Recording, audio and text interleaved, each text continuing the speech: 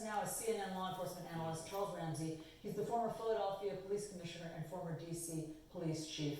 Commissioner Ramsey, it's great to have you here. So murders are up in something like 25 major cities, some more significant than others. According to the New York Times, in New York, it's been nearly a quarter century since New York City experienced as much gun violence in the month of June as it has seen this year.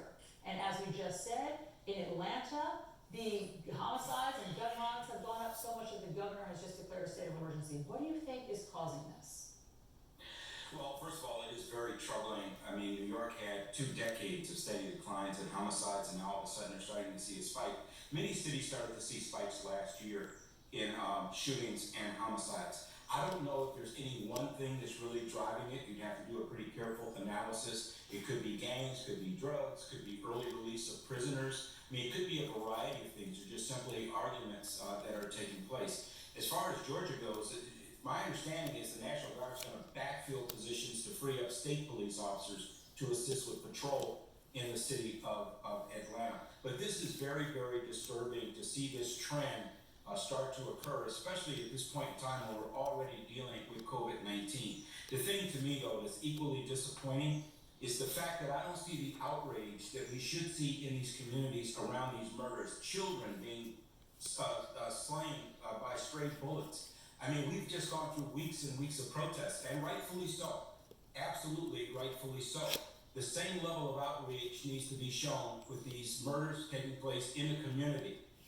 Community members killing one another. Until we get that level of outrage, it's not going to change. It's going to continue. Every year, 15,000 homicides in United States. It's ridiculous. Sometimes I hear people say, well, it's just gang violence, it's a tick up in gang violence, as though that matters. I mean, look at the victims just from this weekend. Look at the children who were killed just this weekend.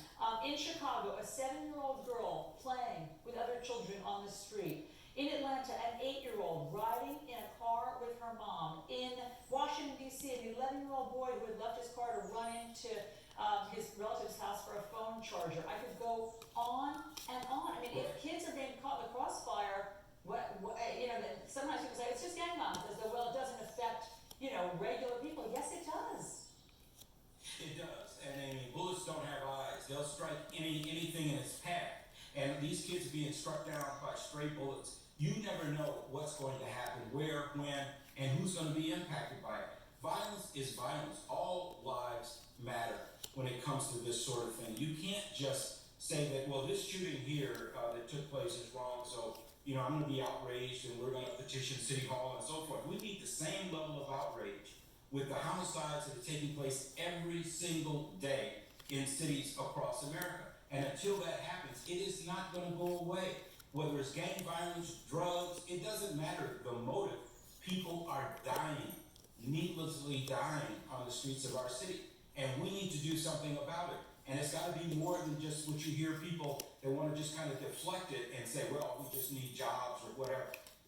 We need short-term strategies. We need long-term strategies. We need to get serious about it. It's not going to fix itself. What are those short-term strategies? I mean, what would you, as police commissioner, do? Well, first thing I'd do is I would have a meeting not only with my own people to find out how we're deploying our own resources and what information we have about what's going on with these homicides. If you have someone in Group A shoot someone from Group B, it doesn't take a brain surgeon to figure out you're going to have retaliation. So who in Group B is most likely to do that particular act? Not every kid in a gang, for an example, is violent, but some are very violent. Who are they? Where can we reach out and touch them to make sure that they're not going to go out there and do something stupid? Because every time you lose one life, you're actually losing 2. The person that was murdered and the person that did the crime is going to spend the rest of their lives in jail. Grab the community people, the leaders within the community, and sit down and talk about ways in which we can do things together in order to be able to identify the people causing harm out here in these communities. They're not coming from Mars. These are folks that live right in the same neighborhood. People know who they are.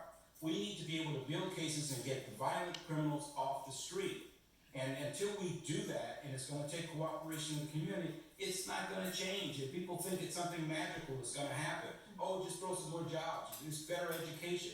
We got to do something now. All those things are important, but you need a short-term strategy to go along with it, because people are dying every hour of every day in streets across America, and it doesn't make any sense. Do you think that this is somehow related to the tension that we've all seen with the police since George Floyd's murder? Do you think that the police have somehow backed off? Do you think that there's any connection? I think there's a possibility. I mean, listen, I spent my entire adult life as a police officer, and I know what it takes to be out there on the street. You know, you're making a stop here and there with reasonable suspicion, trying to get guns off the street. You know, people don't want no police; they want constitutional policing, which is what they ought to have, irrespective of what may have gone on with those other cases that you particularly mentioned. But police officers right now are a little reluctant, I think, to an extent, to be proactive in terms of being able to deal with this. You're going back to that, wait for the 911 call and then respond to the scene. Not every officer, but some officers. Not being And so proactive. I think that's part of the problem.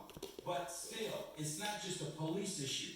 This is a community issue, and only the community can really solve it if they want to do something about it. I mean, you have to look at this thing from a variety of angles. It's not just about police. Are they being proactive? Are they not being proactive, or whatever? What are the community members doing? We need to do it together. Everyone has a responsibility to stop the carnage that's taking place on the streets. This is of our really city. good, I think. And until that happens, and we stop taking swings at one another, you know, defund the police, disband the police, and replace them with what? Yeah. Who's gonna go after these guys out here doing all these murders and shootings out here on the streets of our city? We need one another, but we've got to be able to sit down and come up with solutions. Police need to behave in a way in which is respectful toward the community. We need to have constitutional policing, can't violate people's rights for the sake of fighting crime. But community members have responsibility too, and our elected leaders have responsibility as well. And so far, I think everybody's falling short. Commissioner Charles Ramsey, thank you very much for all of your expertise with this. Can I say something? Thank you.